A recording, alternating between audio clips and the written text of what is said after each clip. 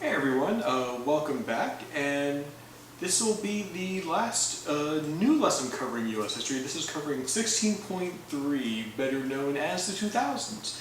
We have finally hit the point of U.S. history where you guys were alive, which is, without saying, not that long ago. Obviously, we're going to discuss the presidencies of George W. Bush as well as Barack Obama, and we'll leave it right there because nothing really happened after that, right? Anyway, so let's begin with the election of 2000. In the year 2000, we have a very close election between the the incumbent Vice President Al Gore versus the Republican challenger and son of former U.S. President George H.W. Bush, now George W. Bush. The election was neck and neck. This was largely due to, George W. Bush outlining his case for America and what he called compassionate conservatism, applying conservative values, especially economically, where also being compassionate, whatever that can take to mean. And then you had Al Gore, who was running on the strength of the economy, but also distancing himself from the presidency of Bill Clinton, which may have cost him, but nothing will cost him more than the state of Florida. Now, what is most famous about the 2000 election was the inability of Florida to count its ballots. Now, Florida had what was known as a punch card ballot, which meant that you had to stick a pin through a perforated ballot and then the machine would read those punches that had been knocked out. Now, the problem was that Florida had some problems all across the state. You had ballots that were improperly filed out, ballots that were confusing, especially in the case of West Palm Beach, and ultimately a race that was too close to call. Now, ultimately, the divide between Al Gore and George W. Bush was just 537 votes. Now, with a margin that close, that triggered an automatic recount within the state of Florida. However, in the case of Bush v. Gore, the Supreme Court would rule that the state of Florida does not have to recount the ballots as the challenger Al Gore had wanted, and thus the initial results of the election, George W. Bush winning by 537 votes, ultimately is the reason why he becomes president. Now, at the time, the governor of Florida was none other than George W. Bush's brother, and future candidate Jeb Bush, but needless to say, what cost Al Gore the election was the fact that it was so close. It was only 537 votes. That's it. If someone tells you that voting does not matter, here is the case in point why. Because the only difference between an Al Gore presidency and a George W. Bush presidency was 537 votes. Also, you should take this time to go ahead and register to vote if you haven't done so already. As for what the George W. Bush presidency is defined by, well, we find out that answer on September 11, 2001.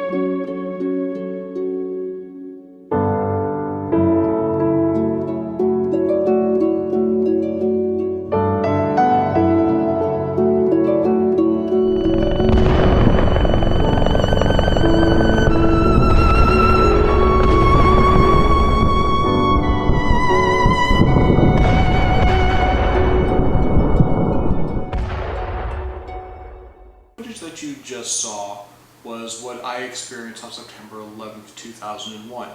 I remember being a sophomore in Miss Navio's class, room 248, right across from the library. I remember seeing the second plane hitting into the Twin Towers, live. It was a very odd feeling because you knew the world had changed forever. For myself growing up, I don't really remember the Cold War. I was only 6 years old when the Soviet Union fell. I remember vague things about the Iraq War. I never really felt the specter of fear that my parents, or definitely my grandparents, felt throughout the entirety of the Cold War. We never had that feeling that our world was coming to an end, but that feeling of safety went away on September 11th. The group responsible for the attack on September 11th was a terrorist group known as Al-Qaeda, which was headed up by Osama bin Laden. Now, what the group has detailed was that they felt that the United States is too invasive in its policies in the Middle East, and thus wanted to strike back at United States influence in the Middle East. Now, what I want to stress here is that Al-Qaeda did not just start up with September 11th attacks. There's been a whole series of attacks against the United States. There was originally a World Trade Center bombing in 1993 inside of a garage. You had 2 embassy bombings in Kenya and Tanzania. Not to mention that you had the attack of the USS Cole in 1999. So they did attack a boat. As for what the attacks on the Twin Towers and the Pentagon meant, it meant that the United States had to deal with an issue directly. But the problem in fighting Al-Qaeda, as opposed to any other group that we fought, is that we're not fighting a country, we're fighting a group, we're fighting an ideology. We're fighting something that's not defined between borders, and as such we will begin the war on terror. And if you remember before, our track record on wars on nouns aren't too good. However, what we will be able to do is strike back against those who supported Al-Qaeda, and that will take place in the war in Afghanistan. In order to carry out their attacks, Al-Qaeda held their base of operations in Afghanistan, which was being run by the Taliban. The thing is, if you look at Afghanistan, much of it is, well, desert. It's not really a lot of area that's under control, so Al-Qaeda saw to it that it was very advantageous in being able to fight there, not to mention being able to train there without too much in the ways of interruption, and the Taliban didn't really care too much about what they were doing and helped to support them. Because the Taliban supported Al-Qaeda and it was Al-Qaeda's base of operations, the United States will launch Operation Enduring Freedom. Now, the whole point of this operation was to wipe out the Taliban from control, not to mention Al-Qaeda from the region and any safe spots from them being able to train and plan out attacks against the United States. What's interesting about the war in Afghanistan is that it is the only time where NATO has invoked Article 5, in which when one nation in NATO has been attacked, the rest of the NATO members will join in and support. So when we go into Afghanistan, it is a large coalition of our allies, including England, France, Germany, and even other allies such as Japan and others. Now, the U.S. will begin formal operations within Afghanistan in less than a month after the September 11th attacks on October 7th, 2001. The thing is, we've been there for quite a bit. While yes, we have kind of gotten rid of the Taliban, as you now see as of April 2020, the Taliban is back and still trying to influence the government that has been set up in its place. Now, formal operations in terms of a conflict ended as of December 28, 2014. However, there are still close to 10,000 troops in Afghanistan who are still doing operations there, but the large-scale effort is largely over. However, for most of you, the entire time that you have been alive, the entirety of your existence, the United States has been in Afghanistan.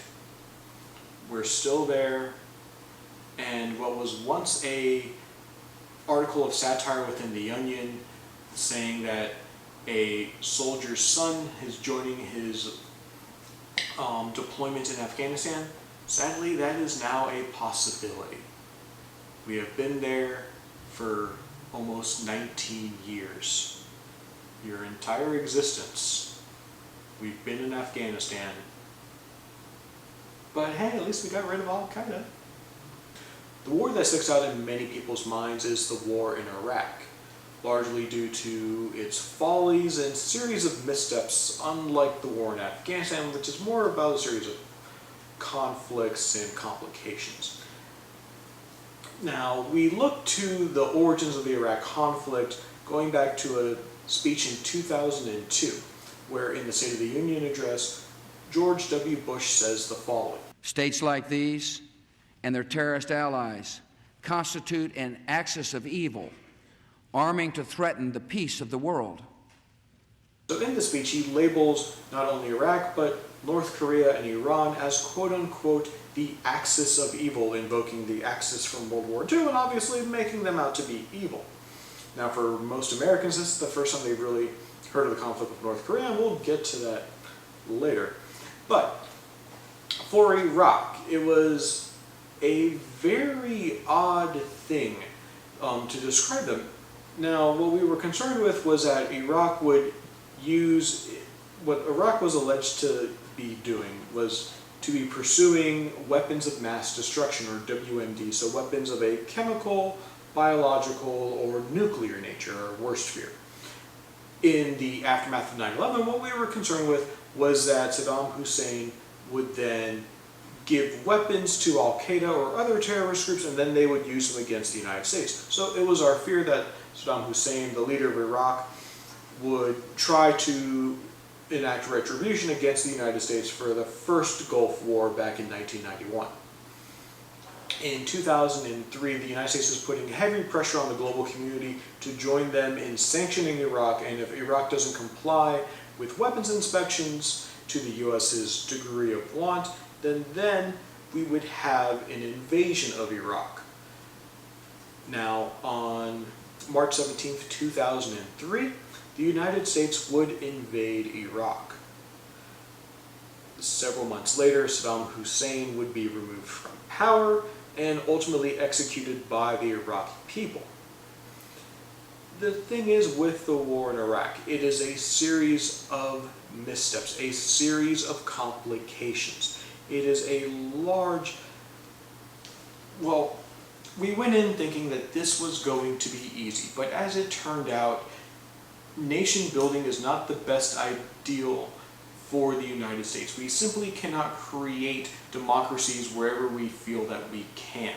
And that was certainly our premise in Iraq, that we could go ahead and create this kind of shining beacon within the Middle East, and it has not turned out that way. Instead, what happened, we see Iraq will erupt into a bloody civil war, killing millions of people, and part of that was our own ignorance. We did not pay attention to the dynamics of Iraq, such as its religious constituency, its own complicated history of existence. And because we didn't pay attention to these issues, we now have not necessarily a failed state, but one that is always consumed within itself, as a country that is almost seemingly always at war with itself due to multiple factions within it, and those factions trying to assemble power in the government that has been created since. Now, formal operations ended in Iraq on December 18th, 2011, but as you know, 9 years later, we are still there. We obviously saw what happened at the beginning of 2020 with the series of hostilities with Iran and the attack on the US base within Iraq. So Iraq continues to be a point in policy as to what we're trying to do as far as eliminating possible threats within the Middle East. But the debate then can then be said, what is it then that we are doing in the Middle East? And the mistake in Iraq kind of symbolizes that in what should be our policy going forward? Because if we just go into these countries trying to reassemble them, it is not going to turn out well, as we've seen with the war in Iraq and obviously in Afghanistan as well. But can these threats be isolated? Can they be left alone? And that presents a dilemma of major implications for the United States, especially within the wake of the war on terror. And that continues to be a discussion that will be held not just then, but now, and probably into our futures as well, probably even after you guys graduate college. But there is one shining light, so to speak, after the end, and that will be the presidency of Barack Obama. In 2008, the United States saw history being made as Barack Obama was sworn in and elected as the first African-American president of the United States. While there is a lot of debate as to what the legacy of Obama ultimately will be, there are definitely positive and, yes, there are negatives to the Obama presidency, which we will all go through. First, we have to give the scope and insight into what happened in the opening days of the presidency. Now, at the onset, the United States was in the middle of a huge financial fallout. The stock market had crashed, had been only around 8,000 in terms of the stock market, and numerous Americans were facing the loss of their jobs and, even more importantly, the loss of their homes due to the foreclosure issues and the number of banks that closed throughout the United States. Now, Obama would respond to these issues largely by bailing out a lot of these industries, bailing out the insurance industry, bailing out the banking industry, and bailing out the auto industry. Now, a lot of people gave Obama credit for this because he was able to save these industries and keep these industries afloat, and thus avoiding an even greater catastrophe and an even greater loss of jobs. However, there are those who would also attack the Obama administration and Obama himself for doing this because, one, they felt that they should probably let these industries die as kind of laissez-faire. The market's kind of deciding that they're going away, so why are we trying to save them? Or even going so far as saying that it was not going far enough, that there weren't enough reforms to stop this from happening again. Not to mention feeling that businesses were built up, but not necessarily the people. While you had people lose their homes, the banks got to continue to exist, and the people still lost their homes. So there was a lot of debate as to the legacy of that. Now, the biggest accomplishment, and probably the biggest thing that people take away from the Obama presidency, is the passage of the Affordable Care Act, aka Obamacare. Now, what is the Affordable Care Act? Essentially, it states who is able to get health care within this country and the parameters of that.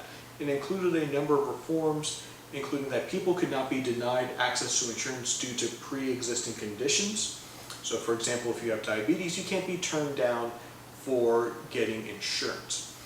In addition, it required that employers give their employees access to a health plan if they were full-time, which also had the unintended consequence of some people losing hours in order to make them part-time, so that way they wouldn't have to fall in with the requirement to offer them health care. Basically, that's why you see substitutes only 4 out of 5 days a week, so the county can kind of avoid that. So, anyway. But it obviously mandated that every American gain access to health insurance, or they pay a additional tax. Now, the Supreme Court ruled that this was legal. However, this portion of the Affordable Care Act would be revoked by President Trump later on. Now, obviously, Obamacare has its share of criticisms. Obviously, there are those who feel that it is government overstepping its bounds, that this is unconstitutional, that you can't require Americans to get health insurance, and certainly not to charge a tax if they don't get health insurance. You can argue that it doesn't go far enough. It doesn't provide coverage for most Americans. Healthcare is still relatively very expensive, and there's just not a lot that we can really do about that at the moment, short of deciding what policy it is that we actually want to do. However, Obamacare does represent an increase in accessibility for many Americans. Many more Americans are able to get health care and get the care that they need. However, we obviously still recognize that there are numerous shortcomings in our healthcare policy. It is by no means a perfect policy. And there's no one who would argue that it is a perfect policy. However, it is a good step forward in trying to give better care to Americans. As to what the end result of Obamacare will be and its legacy, that is still to be deciphered. Ultimately, Obama has been somewhat of a divisive president. There are those who feel he had a tremendous legacy, and there are certainly pieces of evidence that fit that.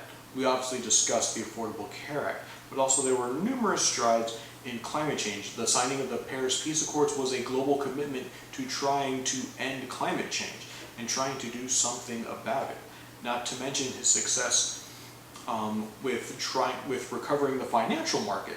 The stock market saw its highest gains going up to near 18,000 when he was finished with his 2 terms. And given that it had increased over 100% by his time as president, that is certainly a success.